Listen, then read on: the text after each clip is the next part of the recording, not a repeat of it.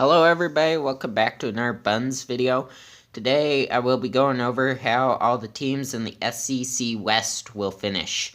And this is a very competitive division, best division in college football probably, has been over the last few years, has produced amazing athletes, amazing teams, it's been great.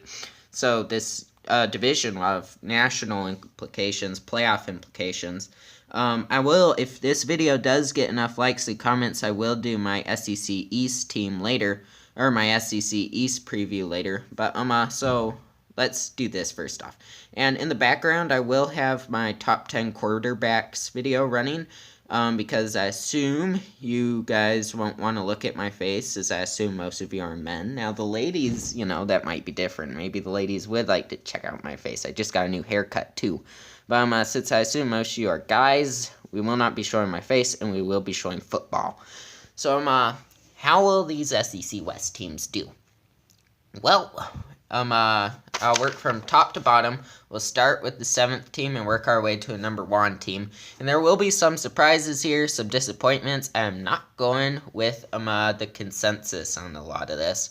But let's get into it. So at number 7, we have Arkansas. And, they're going to have a rough time, I think. Arkansas just lost their coach, Brett Bielema, who I thought was very underrated, but they just lost him. He's down with the Patriots. His an advisor, Bill Belichick and Nick Saban both like to pick up these project coaches, And I would not be surprised if within a few years we see Bielema in a really nice head coaching gig. But as of now, he's with the Patriots. So Arkansas has no real talent either, so that should translate to a 5-7 record with no SEC West wins. And, it's pretty rough, but that's the way it's going to go for him, and that's the way it is. The little piggies. Brett Bielema was the head hog, the head pig, big pig. And they lost him, and they lost their head hog. That's all I got to say for them. Let's move on. At number 6 in the SEC West, we have Ole Miss. And this is, disappointing because Ole Miss has the talent, or did have the talent before Shea Patterson left, to be a contender in the SEC. But they lose their coach, they lose Shea Patterson, and it's looking rougher now. If they still had Hugh Freeze, I would say they'd finish like 3 or 4 in the SEC West. But yeah, they still have talent such as A.J. Brown, who in my wide receiver video, which you should check out, he is my number 1 wide receiver in the nation. But they lost Hugh Freeze, they're under probation, so that should translate to a pretty rough season for them. Let's look at it. I have them beating no one of consideration. They beat Vanderbilt, which is about as incredible as me saying I'm able to defecate, I'm able to poop.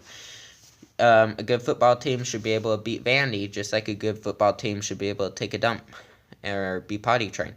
So that's what you have for Ole Miss. But let's move on.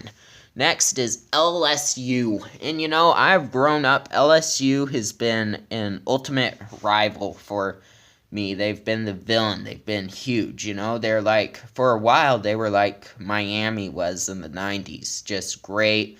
They had that mojo, that swag. But now they are really kind of hit a rough spot. Ed Orgeron is a pretty bad coach. The only reason he's there is for his accent. I did a good job at that accent. Leave a like for the accent I just did, but his rumbling, gravelly voice is really the only reason he's there. His ability to appeal to those New Orleans fans. I have LSU finishing pretty rough. You lose Geis, you lose Etling. Really, they have no one worthy of notice on the offensive side of the ball. They lost Chark. They had a mediocre at best recruiting class. Their defense should still be good, but since their coach is trash, they won't perform to LSU standards. So they will be finishing 7-5. I have Texas A&M beating them for the first time in the whole time A&M's been in the SEC, pretty much. But we'll get to more about A&M later. We do have them beating Mississippi State. We have them losing to Florida, who in the East video, I think you'll be surprised at how Florida does. You'll see. But overall, rough year for LSU there. They do beat Miami, and I forgot to get to that. That will be a big upset.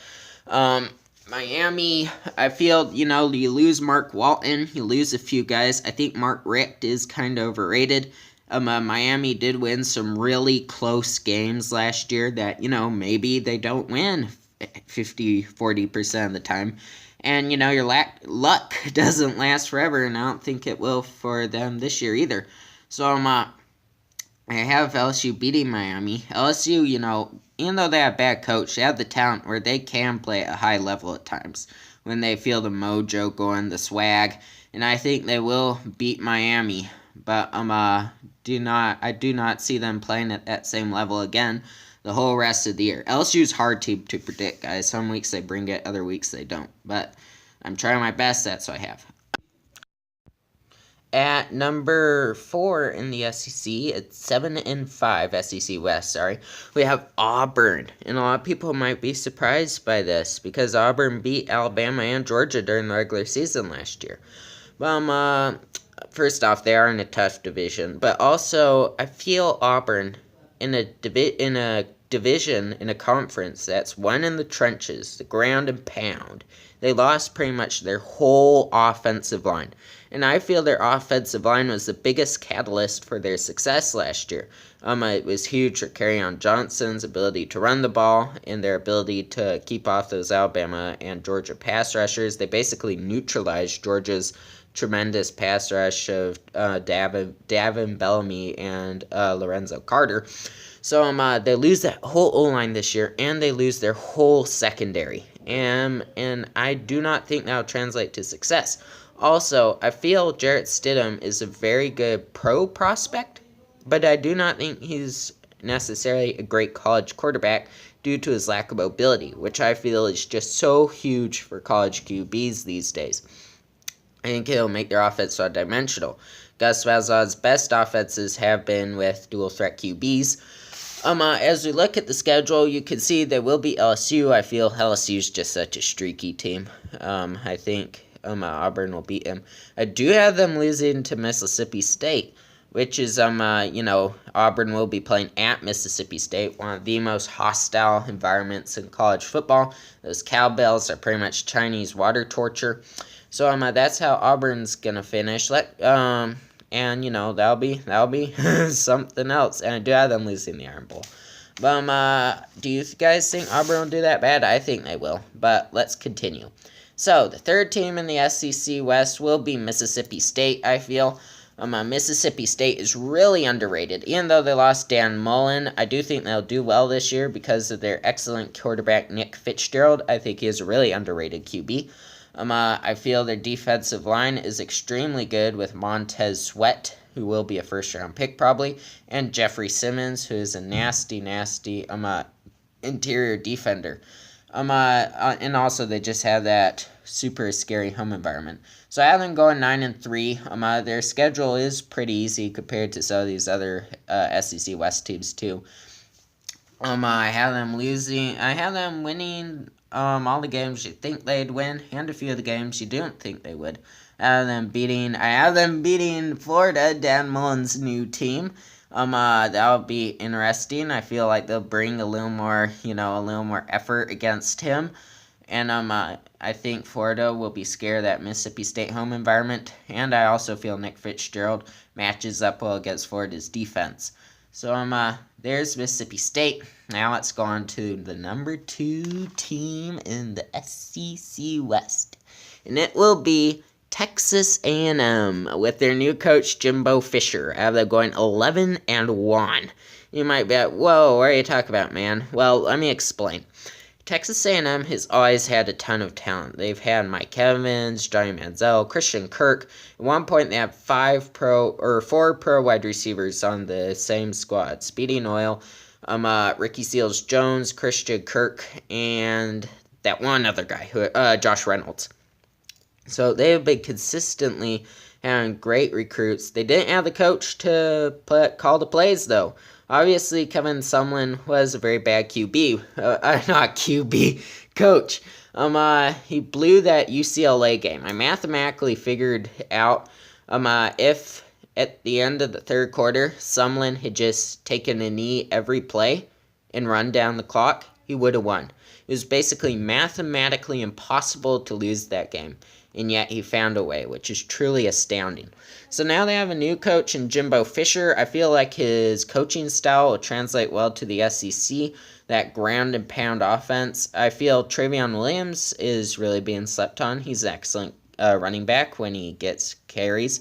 Nick Starkel has put the ball into tight windows. I think he will continue to do well at QB, or maybe in Kellen Mond, who is one of the top QB prospects coming out of high school. We'll see who starts there. Texas A&M's defense is probably the best part about them. They have pro players everywhere, and guys such as Atara Laka, Tyrell Dodson, Donovan Wilson, and Landis Durham, who led the SEC in sacks last season. I have them beating Clemson. I think Jimbo's had experience against Dabo before. I think they will bring it against Clemson. I do not think Clemson's young QB, whichever one is, Kelly Bryant or Trevor Lawrence, will be ready for A&M's extremely underrated pass rush, which is now transitioned to a 4-3 as well, which is more effective in college, I feel, than a 3-4, which Texas A&M used to run. I have A&M I have them losing to Alabama because Alabama's Alabama. I have them beating Auburn. I think A&M's speedy running back Travion Williams will do a lot of damage against that defensive line. And I think A&M is really being slept on this year. Finally, at number 1, we have, unsurprisingly, Alabama, finishing 12-0. You look at their schedule, I feel Louisville should be no match for them without Lamar Jackson. He was everything for them, basically. Without him, they're nothing now. I think this Alabama roster has the potential to be really, really good. Obviously, they lost their whole secondary, but their offensive line is pretty much all returning besides Bradley Bozeman, and those guys are beaters. Like, they're nasty. But guys such as Jonah Williams and Rosh Pierschbacher, they should really punish people. I have them being LSU, Missouri, Arkansas. I think Alabama has a chance. I think Alabama will win the title again this year. I have so much respect for them. The receiving core as a whole should be better than it was last year, even though they lost Calvin Ridley. Henry Ruggs, Jerry Jeudy, and Devontae Smith will all be sophomores now and should be much more experienced and prepared than they were last year, as Ridley was targeted. I'm pretty sure 40% of Alabama's targets went to Ridley.